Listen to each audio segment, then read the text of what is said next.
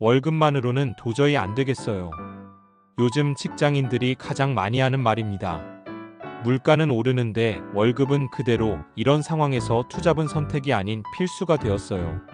오늘은 실제 직장인들이 하고 있는 현실적인 부업들을 순위별로 소개해드리겠습니다. 이런 것도 돈이 될까? 싶은 것들이 의외로 짭짤한 수입원이 되고 있거든요. 먼저 현실부터 짚고 넘어가죠.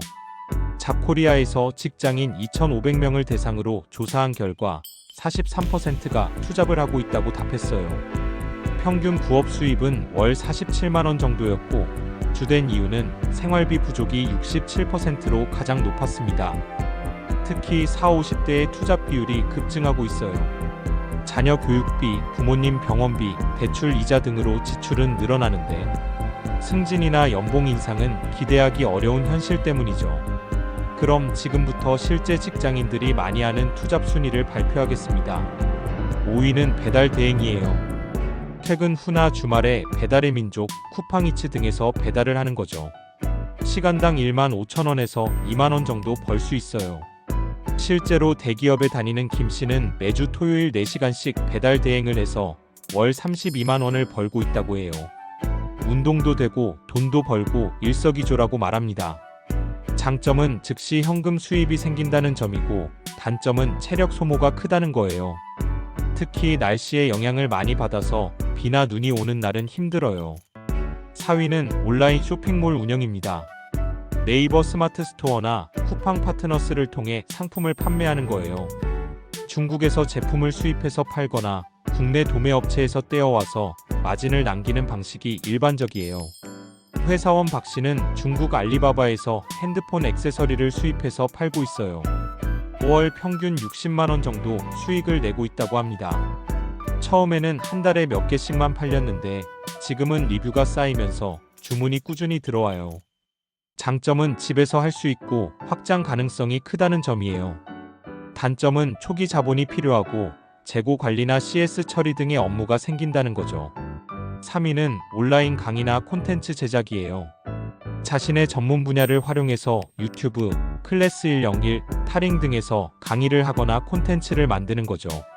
IT 회사에 다니는 이 씨는 엑셀 강의를 만들어서 월 80만원을 벌고 있어요. 회사에서 매일 쓰는 엑셀 기능들을 정리해서 강의로 만들었는데 생각보다 반응이 좋았어요. 영어 강사인 최 씨는 유튜브에 영어 회화 영상을 올려서 광고 수익과 개인 과외 연결로 월 120만원을 벌고 있다고 해요. 장점은 한번 만들면 지속적인 수익이 가능하다는 점이고, 단점은 초기에 콘텐츠를 만드는 시간과 노력이 많이 든다는 거예요. 2위는 의외로 중고거래예요. 당근마켓, 번개장터 등에서 중고 물품을 사고 파는 거죠. 단순히 본인 물건을 파는 것뿐만 아니라 중고 물품을 저렴하게 사서 리폼하거나 청소해서 비싸게 파는 사람들도 많아요. 주부이면서 파트타임으로 일하는 한 씨는 아이 옷과 장난감을 전문적으로 거래해요. 아이가 크면서 안 입는 옷들을 팔기 시작했는데 이제는 다른 엄마들이 파는 것도 사서 다시 파는 중간 역할을 하고 있어요. 5월 평균 50만원 정도 수익을 낸다고 합니다. 가전제품을 전문으로 하는 직장인 정 씨는 고장난 가전을 수리해서 다시 파는 일을 해요. 전자과 출신이라 간단한 수리는 할 수 있거든요.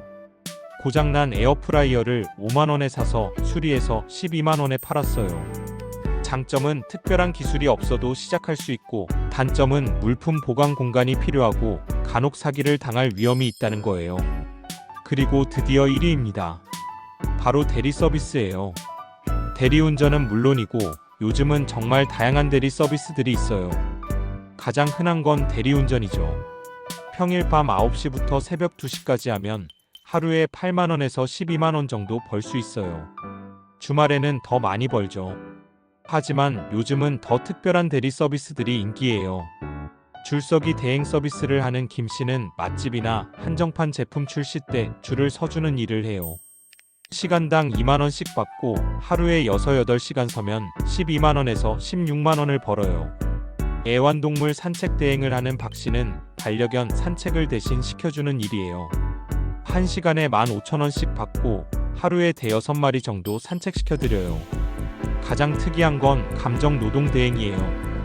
장례식장에서 조문객 역할을 하거나 결혼식에서 하객 역할을 하는 거죠.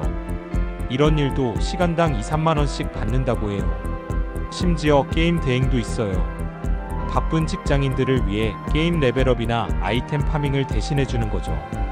게임을 좋아하는 대학생들이 많이 하는데 하루 4-5시간에서 5만원에서 7만원 정도 벌 수 있다고 해요. 회사원 최 씨는 주말에 이사 정리 대행을 해요. 이삿짐 정리나 청소를 도와드리는 일이에요. 하루 6-8시간 일하면 15만원에서 20만원 정도 받아요. 체력은 힘들지만 돈은 확실히 벌려요. 대리 서비스가 1위인 이유는 진입 장벽이 낮고 즉시 현금 수입이 가능하기 때문이에요. 특별한 기술이나 자본 없이도 시작할 수 있거든요. 하지만 투잡을 시작하기 전에 꼭 확인해야 할 것들이 있어요. 첫 번째는 회사 취업 규칙이에요. 부업 금지 조항이 있는지 반드시 확인하세요. 요즘은 부업을 허용하는 회사들이 많아졌지만 여전히 금지하는 곳도 있어요. 두 번째는 세금 문제입니다. 부업 소득이 연 300만 원을 넘으면 종합소득세 신고를 해야 해요. 미리 장부를 정리해 두는 게 좋습니다. 세 번째는 시간 관리예요. 본업에 지장을 주지 않는 선에서 해야 합니다. 투잡 때문에 회사에서 졸거나 능률이 떨어지면 본말이 전도되는 거죠. 네 번째는 사기주의입니다. 쉽게 돈 번다는 광고는 대부분 사기예요. 특히 선입금을 요구하거나 과도한 수익을 보장하는 것들은 피하세요. 투잡 선택 시 고려사항도 알려드릴게요. 본인의 체력과 여유 시간을 고려해서 선택하세요. 주중에 시간이 없다면 주말 집중형으로, 매일 조금씩 시간이 있다면 꾸준히 할 수 있는 일로 선택하는 게 좋아요. 또한 본업과 시너지를 낼 수 있는 분야면 더 좋습니다. 회계 업무를 하는 사람이 세무 관련 강의를 하거나 디자이너가 프리랜서 디자인 일을 하는 식으로 말이죠. 무엇보다 지속 가능성을 고려해야 해요. 단기간에 많이 벌려고 무리하면 오래 못 가요. 월 30에서 50만 원 정도를 꾸준히 버는 게 월 100만 원을 한두 달 버는 것보다 낫습니다. 투잡은 이제 우리 사회의 현실이 되었어요. 부끄러워할 일이 아니라 자신의 경제적 자립도를 높이는 현명한 선택이죠. 중요한 건 본인에게 맞는 방법을 찾는 거예요. 부업도 똑똑하게 해야 진짜 돈이 남아요. 구독과 좋아요로 응원해주세요.